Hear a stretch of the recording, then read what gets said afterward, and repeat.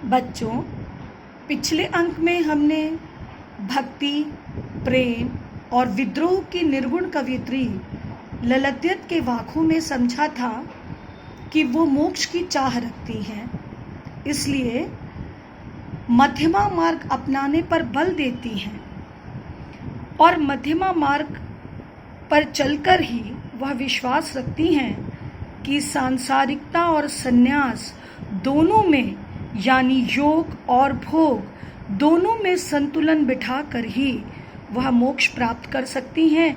इसलिए अन्य भक्तों को भी वे यही सलाह देती हैं। आज के अन्य बचे हुए 2 वाकों के साथ, उनकी व्याख्या के साथ हम आज का अंक प्रारंभ करते हैं।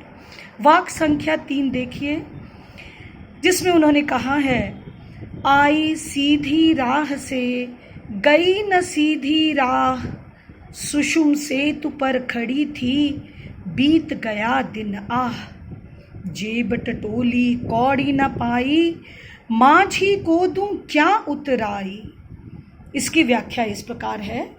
कवित्री ललद्यत इस वाक के माध्यम से मनुष्यों को चेतावनी दे रही हैं कि यदि उसे इस भवबंधन से मुक्ति चाहिए तो हर पल मध्यमा मार्ग पर चलने का अभ्यास करना होगा। यदि कहीं मार्ग में भक्त भटक जाए, जैसे यदि वो अत्यंत हठ योगी बन कुंडलिनी जागृत कर अहंकारी बन जाए या सांसारिकता के भोग में लिप्त रहकर प्रभु की भक्ति भुला दे, तो उसे मोक्ष नहीं मिलेगा। मुक्ति के लिए सत्कर्म ही काम आते हैं। समय बीत जाने पर पछताने से क्या होगा? ईश्वर प्रसन्न नहीं होंगे और न ही जन्म मरण के चक्र से मुक्त ही करेंगे।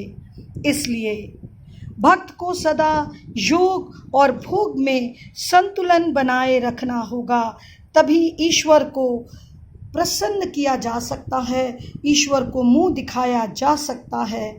जैसे वाक में कवित्री बताती हैं कि वो मध्यमा मार्ग पर ही सोच समझ कर आगे बढ़ती आ रही थी, परंतु बीच मार्ग में ही वह भटक गईं और हठ योगिनी बन गईं। उसके इस अहंकारी रूप से ईश्वर प्रसन्न नहीं हुए और ईश्वर के प्रसन्न न होने पर कवित्री को मुक्ति नहीं मिली। जब बात समझ में आई तब तक बहुत देर हो चुकी थी। अब अपने अच्छे कर्म यानी मध्यमा मार्ग का संतुलन दिखाने का समय नहीं था, सो पछताने से कुछ भी हासिल नहीं हुआ। कवित्री को मुक्ति नहीं मिली। अब उसे फिर से इस मृत्यु लोक में जन्म लेना होगा और सावधानी बरतनी होगी।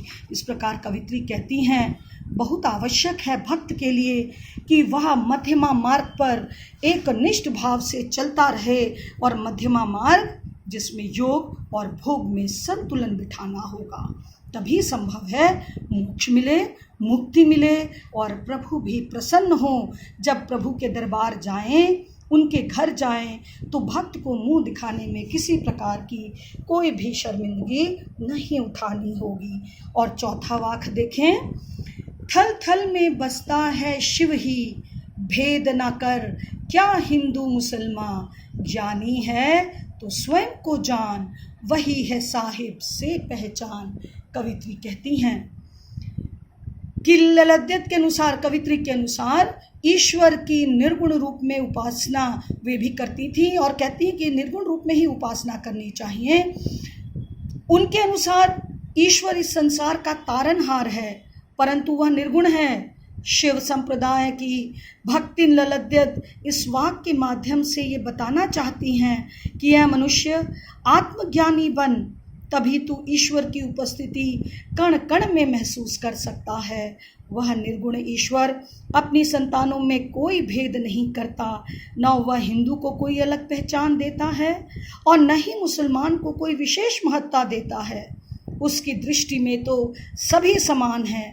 तो फिर इंसान इस धरती पर वर्णगत, जातिगत, धर्मगत भेदभाव क्यों करता है?